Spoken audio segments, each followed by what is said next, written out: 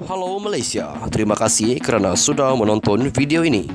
Sebelum kita bermula, sila pertimbangkan untuk tekan butang subscribe, like dan share. Berita perkembangan politik semasa dalam negara, perkembangan negara dan semuanya ada di dalam channel ini. Terima kasih kerana sudah menonton. Halo Malaysia, selamat petang tuan-tuan dan puan-puan. Terima kasih kerana masih terus setia berada di dalam channel ini. Perkongsian berita hari ini dipetik daripada syahbudin.com.net. Tak secara langsung, Mahyadin mengaku telah menfitnah Anwar Ibrahim. Hahaha. Dalam hujah balasnya kepada mahkamah berhubung samaan fitnah yang dikemukakan Anwar Ibrahim terhadapnya, Presiden Bersatu Mahyadin Muhammad Yassin berkata, kenyataannya berkaitan allowance RM15 juta ringgit adalah sebahagian daripada ucapan dalam kempen politik PRU ke-15 yang lalu. Anwar katanya, bukan saja tidak harus tersinggung, malah sebetulnya menjawab pernyataan yang dikemukakan dalam ceramah itu secara terbuka dan menafikannya sebagai palsu. Sebagai Ketua Kerajaan Perpaduan dan pemimpin PH, Anwar tidak sepatutnya berasa tersinggung dengan kritikan dan pernyataan yang sah ditimbulkan ke atasnya. Ia dibuat dalam ucapan politik ketika kempen PRU ke-15 yang lalu. Beliau sepatutnya menjawab pernyataan yang dikemukakan dalam ceramah itu secara terbuka dan menafikannya sebagai palsu. Demikian antara hujah pembelaan Mahyadin yang dihantarnya kepada mahkamah sebagai menjawab saman Anwar terhadapnya.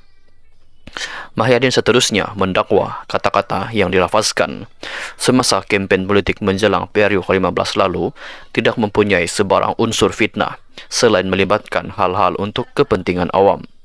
Beliau juga mengakui tidak mengetahui kenyataan yang dibuatnya dalam acara politik di kawasan Parlimen Padang Serai pada November tahun lepas. Itu diterbitkan semula dalam aplikasi TikTok. Katanya, dia tidak mempunyai kawalan atau pengetahuan mengenai akaun TikTok yang memuat naik kenyataannya itu. Pada 20 Disember lalu, Anwar telah memfailkan saman fitnah terhadap ahli Parlimen Pago itu berkenaan selepas dia dituduh menerima bayaran RM15 juta ringgit sebagai penasihat ekonomi Selangor ketika era Khalid Ibrahim menjadi Menteri Besar. Peguam utama Anwar, Shankara Nair, memberitahu writ saman berkenaan difailkan di Mahkamah Tinggi Kuala Lumpur.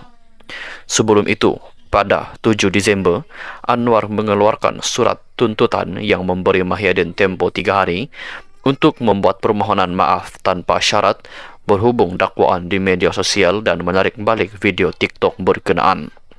Mahyadin juga dituntut untuk membuat aku janji bertulis supaya tidak lagi mengulangi fitnahnya kepada Perdana Menteri itu. Pejabat Menteri Besar Selangor sudah mengeluarkan kenyataan dengan memberitahu Anwar hanya dibayar secara simbolik sebanyak RM1 setahun atas peranannya menjadi penasihat ekonomi negeri.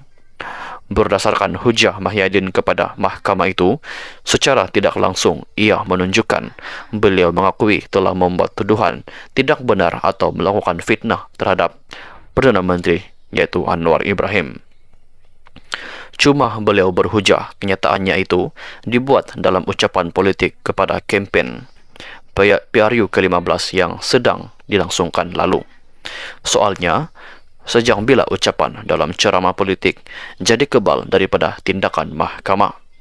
Bukankah hanya ucapan di dalam parlimen dan DUN saja yang tidak boleh diheret ke mahkamah? Dengan itu, bukan saja Anwar harus meneruskan samannya terhadap Mahyadin itu dan jangan sesekali menarik baliknya. Bayang, kemenangan juga boleh dikata sudah tergambar di depan mata. Hujah Mahyadin terlihat amat longgar dan untuk melepaskan diri semata-mata serta tidak langsung ada penafian. Teruskan saman, ubat mujarab untuk fitnah hanyalah denda tinggi oleh mahkamah. Lagipun, kalau hujah Mahyadin itu mahu diterima pakai, maka penuhlah ceramah politik dengan fitnah dan tuduh-tuduhan yang tidak benar. Hai Malaysia, selamat petang tuan-tuan dan puan-puan. Sambungan berita untuk hari ini. Anwar contoh terbaik memahami apa itu Malaysia Madani.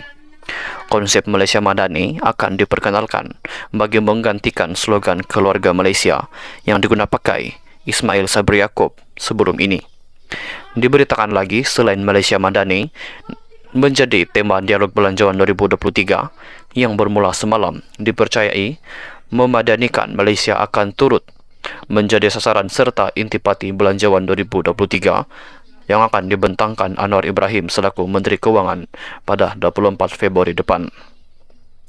Sementara itu, Menteri Perpaduan Negara Aaron Ago Dagang dipetik berkata, pelbagai program akan diadakan di seluruh negara untuk mempromosikan konsep masyarakat madani yang diilhamkan oleh Perdana Menteri itu. Berikutan Malaysia Madani telah menjadi perbualan yang semakin mengkhalayak di merata ruang perbicaraan bermula semalam, maka ramai yang bertanya, apa itu Madani? Saya sendiri sejak semalam banyak ditanya, sama ada secara langsung atau melalui grup WhatsApp tentang maksud Madani itu. Secara mudah dan paling ringkas, Madani ialah bermaksud maju dari segi pemikiran, kerohanian dan kebendaan. Madani diambil daripada perkataan Arab yang bermaksud kota atau peradaban yang dikaitkan dengan salah satu kota suci umat Islam, yaitu Madinah. Madani sebenarnya telah diterima sebagai salah satu istilah Melayu.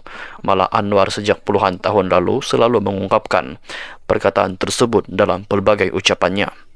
Maknanya, ia bukanlah istilah yang baru muncul 2-3 hari lepas, cuma tidak ramai yang terbiasa mengucapkannya. Setelah memahami maksud Madani, barangkali tentu ramai juga yang melontarkan soalan susulan bagaimana sebetulnya bentuk masyarakat Madani itu.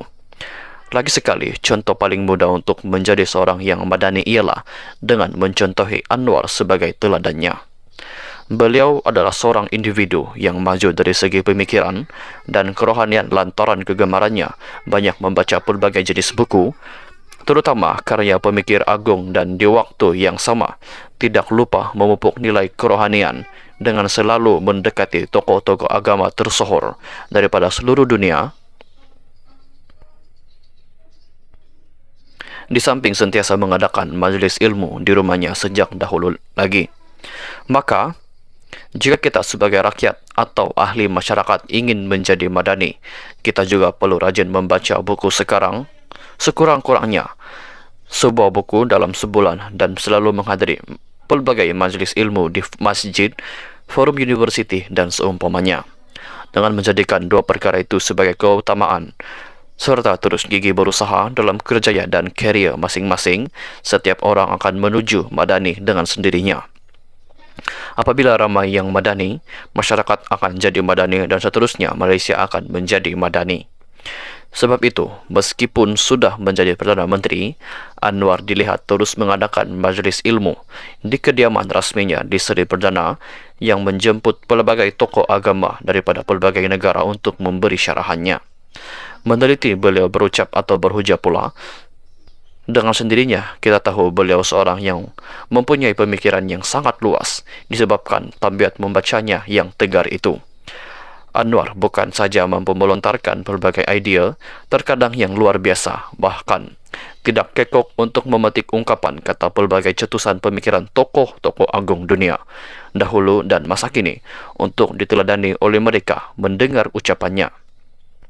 Sudah tentu kemampuan Anwar memetik ungkapan-ungkapan tersebut adalah disebabkan beliau bukan saja banyak membaca, tetapi memahami apa yang dibacanya itu. Sebab itu, boleh diyakini beliau adalah Perdana Menteri yang berbeza berikutan kemadanian itu telah lama terpupuh dan terbentuk dalam dirinya. Kini sebagai Perdana Menteri dengan memperkenalkan konsep Malaysia Madani itu, artinya beliau mahu membawa kita semua menjadi maju daripada segi pemikiran, kerohanian dan juga kebendaan. Mari mulakan dengan ke kedai buku hari ini, tak madani lagi jika sekadar banyak membaca WhatsApp sahaja. Apakah komen anda tentang dua berita yang sudah saya kongsikan sebentar tadi? Sila tinggalkan semua pendapat anda, semua respon anda, semua komen anda berkaitan dengan berita-berita tersebut. Kita jumpa lagi di video yang seterusnya. Bye-bye. Terima kasih kerana sudah menonton.